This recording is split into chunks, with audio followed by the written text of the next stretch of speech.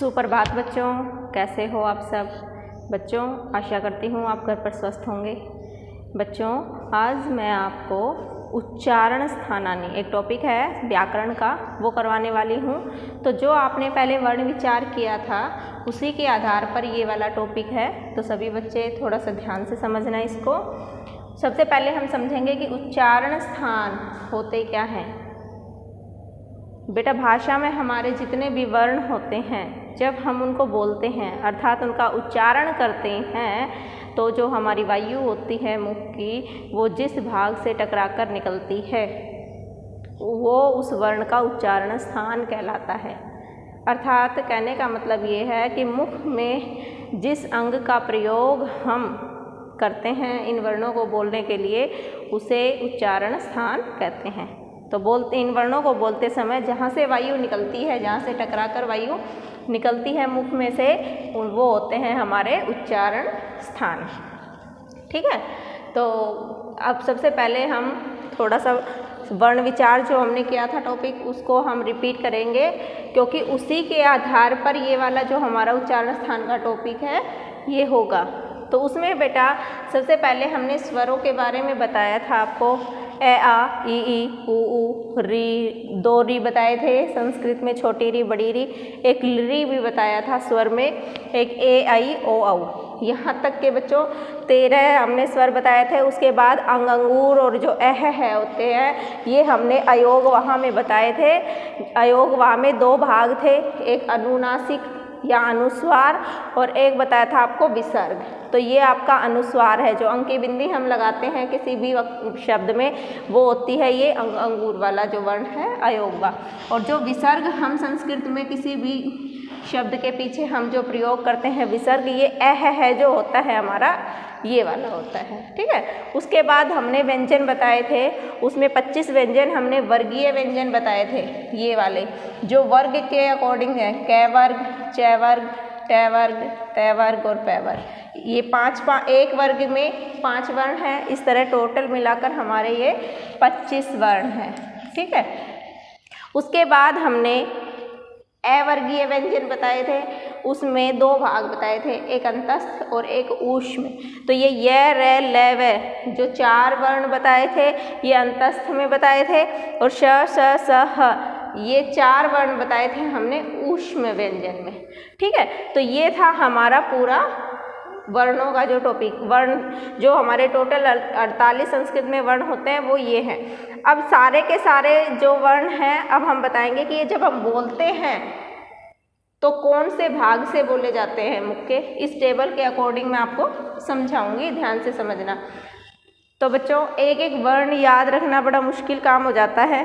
तो इसको एक अगर हम सारे वर्णों को एक सीरीज में एक तरतीब से याद करें तो थोड़ा इजी हो जाता है।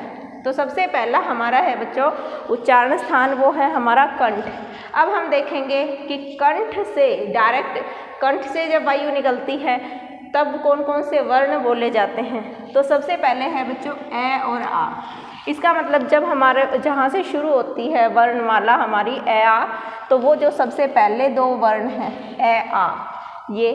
उसके बाद देखो बच्चों कै, ख, ग, घ, ड़। अब तुम इसमें व्यंजन में देखो, ये 5 वर्ण यहाँ हैं हमारे। ठीक है। व्यंजन में सबसे पहली जो लाइन है, सबसे पहला जो वर्ग है कै वर्ग, ये पूरा वो वहाँ है। उसके बाद देखो बच्चों है और विसर्ग, 2 ये चीज़ें है हमारा कहाँ है, ये रहा। जो ऊष्म व्यंजन जो आपके हैं अवर्गीय व्यंजन में, ऊष्म में श स स है जो सबसे अंतिम है वो, और साथ में आपका ये विसर्ग, ये है आपका बच्चों क्या है, ये विसर्ग है ये। ठीक है। ये है आपका विसर्ग। तो हमारे अब कितने वर्ण हो गए, 2 ये हो गए, 5 ये हो गए, 7, और साथ में एक ये अंत वाला है हमेशा कंठ से बोला जाता है बच्चों। ठीक है। तो 8, और साथ में एक आपको हुआ बच्चों विसर्ग। ठीक है। टोटल ये आपके 1 2 3 4 5 6 7 8 और 9, ये 9 वर्ण हैं जिनका उच्चारण कंठ से किया जाता है। तो आपको दिमाग में रखना है ये कि कंठ से कौन कौन से बोले जाते हैं। सबसे पहले वाले 2 वर्ण ये स्वर के सबसे पहले वाले दो, व्यंजन का सबसे पहले वाला वर्ग। इस तरह से याद रखना, इजी हो जाता है बेटा। जो आप ये जो उच्चारण स्थान है कंठ, तालु, मूर्धा, दंता, अगर इसको आगे पीछे याद करेंगे तो हमेशा कंफ्यूज रहेंगे आप। लेकिन अगर आप इसको तरतीब से याद करोगे, ठीक है, अगर पहले नंबर पर कंठ को याद रखना है, दूसरे नंबर पर आपको तालु याद रखना है, तीसरे पे मूर्धा याद रखना है, अगर आप नंबर से इनको याद रखोगे तो आपके लिए उच्चारण स्थान का जो टॉपिक है वो बिल्कुल ईजी हो जाएगा। तो सबसे पहले दिमाग में रखो कि हमारा पहला वर्ग है कंठ वाला, उसमें हमारे क्या है, सबसे पहले वाले दो स्वर, सबसे पहले वाले वर्ग का जो व्यंजन में जो पहला वर्ग है वो, और अंत वाला वर्ण, और साथ में आपका विसर्ग। ये है आपके कंठ में। नंबर 2 पर आता है बच्चों तालु। तालु में देखो बच्चों ई नेक्स्ट वाले, ठीक है, दूसरे नंबर पर। उसके बाद है च, छ, ज, झ, य। अब च, छ, ज, झ, य देखो बच्चों, ये वाला आपका दूसरा वर्ग, ठीक है, कौन सा? तो देखो बच्चों, अब ये था ई दूसरे नंबर वाले, और उसके बाद च, छ, ज, झ, य। ये देखो यहाँ पर दूसरा वर्ग आपका पूरा, ये 5 के 5 वर्ण, मतलब दूसरा वर्ग जो आपका वर्गीय व्यंजन है उनमें दूसरा वर्ग, ये पूरा यहाँ है। उसके बाद जो आपका अवर्गीय व्यंजन है, ये हैं आपके अवर्गीय व्यंजन। इसमें सबसे पहला अंतस्थ का पहला और ऊष्म का पहला, अंतस्थ का पहला, ऊष्म का पहला। तो अब टोटल कितने हो गए हमारे पास? 1 2 3 4 5 6 7 8 9, टोटल ऐसे ही 9 वर्ण यहाँ पर है। 2 इसका जैसे इससे अगला ये हो गया, इससे अगला च वर्ग, और फिर उसके बाद आ जाते हैं हम अवर्गीय व्यंजन पर, दोनों के पहले वाले, ठीक है। ये सब हैं हमारे तालु। क्या है ये? तालु। नेक्स्ट है बच्चों आपका मूर्धा।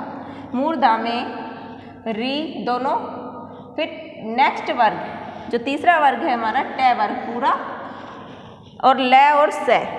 अब देखो इसमें ऊ को छोड़ देंगे, अभी हम ये लेंगे दोनों री, ठीक है। उसके बाद पहला हो चुका, दूसरा हो चुका, अब तीसरा वर्ग आता है ट वर्ग, ये पूरा ट वर्ग लेना है। और इसके बाद यहाँ पर हमारा पहला हो चुका, अब तीसरे का नंबर है। जैसे इसमें हमने ऊ को स्किप कर दिया, ऐसे हमने रे को और श को स्किप कर दिया और ल से आ गए हमारे यहाँ पर तीसरे में। सॉरी बेटा, गलत बता दिया मैंने आपको। अभी दूसरे में ये है, अभी हमारा ये रहेगा दूसरे नंबर वाला रे और श, ठीक है। री तीसरा वर्ग, और इससे नेक्स्ट वाला रे और श, ये आपका जाएगा बच्चों मूर्धा में। अब आप सोचोगे ये तालु मूर्धा, कई बच्चों को यही नहीं पता होता तालु क्या होता है, मूर्धा क्या होता है। जो हमारी जिह्वा जब ऊपर की ओर टकराती है मुख में, ठीक है, वो हमारा जिह्वा से जो ऊपर वाला स्थान होता है बच्चों वो तालु होता है, और जिह्वा का जो नीचे वाला स्थान होता है उसको हम मूर्धा कहते हैं, ठीक है। नेक्स्ट आता है बच्चों आपका दंतः। दांत, जब दांत से टकरा कर हवा निकलती है, वायु निकलती है, तब जो वर्ण हम बोलते हैं उनका उच्चारण स्थान क्या होता है? दंतः। तो अब री के बाद नंबर आता है आपका री का, तो उसमें हमने री लेना है। इसमें हमारा ट वर्ग कै हो चुका, च हो चुका, ट हो चुका, अब नंबर आ गया त वर्ग का, नेक्स्ट वर्ग ले लिया हमने, ठीक है ना। तो ये हमारा त वर्ग हो गया। उसके बाद यहाँ से लेना है, पहला हो चुका, दूसरा हो चुका, अब तीसरे का नंबर आ गया, ठीक है, ल और स। ये दूसरे नंबर, जब पहला कंठ का कंप्लीट होने के बाद तालु से शुरू करना है, तालु मूर्धा दंता। अब उसके बाद नंबर आता है बच्चों हमारा ओष्ठौ, 5वां। ओष्ठ, जब वायु होठों से टकराकर निकलती है तब होते हैं उच्चारण स्थान, कौन से होते हैं वो? ओष्ठौ। तो इसमें अब आएगा हमारा ओष्ठौ में जो हमारे 2 वर्ण रह गए थे ऊ, ये, उसके बाद अगला वर्ग यहाँ से प फ ब भ में, ठीक है। ये हमारे रहेंगे बच्चों ओष्ठौ में। दो ये जो हमारे स्वर रह गए थे और बाकी ये जो पांचवा वर्गीय व्यंजन का जो पांचवा वर्ग रह गया हमारा पै वर्ग, ये पूरा ये होता है हमारा ओष्ठौ में उच्चारण स्थान। ठीक है बच्चों। अब हमारे पास क्या रह गया बच्चों, देखो एक रह गया हमारे पास ए आई ओ औ ये, एक तो ये बच गया और हमारा बच गया वै, बस ये वर्ण रह गए। अब इनको देखो कैसे करेंगे, ये देखो बच्चों ड़ य अण न मै, ध्यान से देखना बच्चों ये कौन से वर्ण है, ये यहाँ पर भी आ चुके हैं। देखो ये वाला यहाँ आ गया, ये वाला वर्ण जो है यहाँ आ गया, ये यहाँ आ गया और ये यहाँ पर भी आ गया और ये वाला यहाँ आ गया। अब आप ध्यान से देखो ये जो भी मैंने वर्गीय व्यंजन के वर्ग लिखे हैं उनका अंतिम वर्ण है ये सारे, ये पांचों के पांचों क्या हैं, इनके अंतिम वर्ण जो कि नासिका से भी बोले जाते हैं। इनका उच्चारण करते समय नाक का भी प्रयोग होता है। तो इनका उच्चारण स्थान अगर हमारे पास आ जाता है कि न का उच्चारण स्थान बताओ, तो न का उच्चारण नासिका से भी होता है और साथ में न इनमें से कौन से वर्ग में था हमारे पास, ये वाला वर्ग दंता वाले में। तो दंत और नासिका दोनों का ही प्रयोग होगा न के उच्चारण में। नासिका का तो इन जो अंतिम वर्ण हैं ये पांचों, इनमें नासिका का तो प्रयोग होगा ही होगा, साथ में जिस वर्ग में वो आ रहे हैं उनका जो उच्चारण स्थान है साथ में वो भी लगेगा।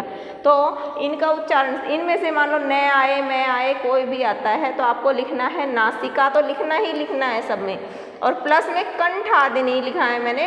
कंठादिनी का मतलब है कंठादि, कि अगर मान लो इस वर्ण का अंतिम वर्ण इस वर्ग का अंतिम वर्ण है तो आपने साथ में कंठ लिखना है नासिका के। अगर दूसरे वाले वर्ग का अंतिम वर्ण य है तो आपको प्लस में तालु लिखना है। अगर इसका अणय आ रहा है तो नासिका प्लस मूर्धा होगा, और अगर न आ रहा है तो नासिका प्लस दंतः, और यदि आपका मैं आ रहा है तो नासिका प्लस ओष्ठौ। तो मतलब नासिका सब में रहेगा और प्लस करके जिस वर्ग का भी वर्ण है वो साथ में रहेगा यहाँ पर। समझ आई बच्चों। अब आगे देखो नंबर आता है अब आपका इस ए आई का। ये जो ए आई है ये इसका उच्चारण स्थान दो जगहों को मिलाकर होता है। कौन कौन सा, कंठ और तालु।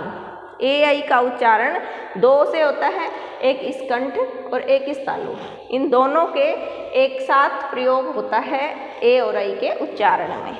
ठीक है। इसके बाद अब बच गया हमारा ओ औ। ओ औ देखो बच्चों, ओ औ का उच्चारण स्थान लिखा है मैंने कंठ ओष्ठम, कंठोष्ठम।